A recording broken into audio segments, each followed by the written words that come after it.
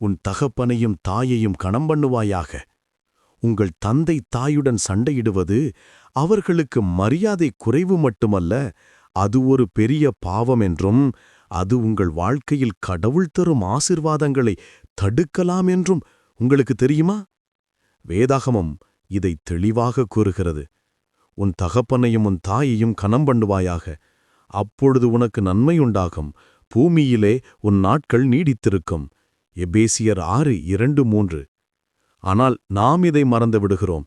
நீங்கள் கோபத்துடன் பேசும் ஒவ்வொரு முறையும், நீங்கள் உங்கள் குரலை உயர்த்தும் ஒவ்வொரு முறையும், அல்லது அவர்களை புண்படுத்தும் வார்த்தைகளை சொல்லும் ஒவ்வொரு முறையும் கடவுள் உங்களுக்காக ஆயத்தம் செய்த கிருபையை நீங்களே கெடுத்துக் கொள்கிறீர்கள்.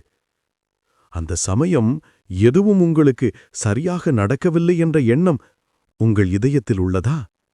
அப்படியென்றால் அந்த வெறுமை, சில சமயங்களில் உங்கள் ஆசீர்வாதங்கள் நின்று போனதற்கு காரணம் இதுதான்.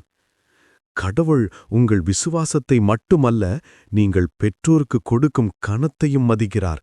வேறு யாரும் உங்களை நம்பாதபோது உங்களை நம்பியவர் அவர்தான். கடவுள் இன்னும் உங்களை விட்டு விலகிச் செல்லவில்லை. அவர் இன்னும் உங்களுக்காக காத்திருக்கிறார். அவர் உங்களை தண்டிக்க அல்ல, உங்களை மன்னிக்கவே ஆயத்தமாக உள்ளார். உங்கள் பெருமையை விட்டுவிடுங்கள். அவரிடம், என்னை மன்னியும் அப்பாவே என்று சொல்லுங்கள். ஒருவேளை நீங்கள் குற்றமற்றவர்களாக இருக்கலாம், ஆனால் உங்கள் பெற்றோர் கனத்திற்குரியவர்கள்.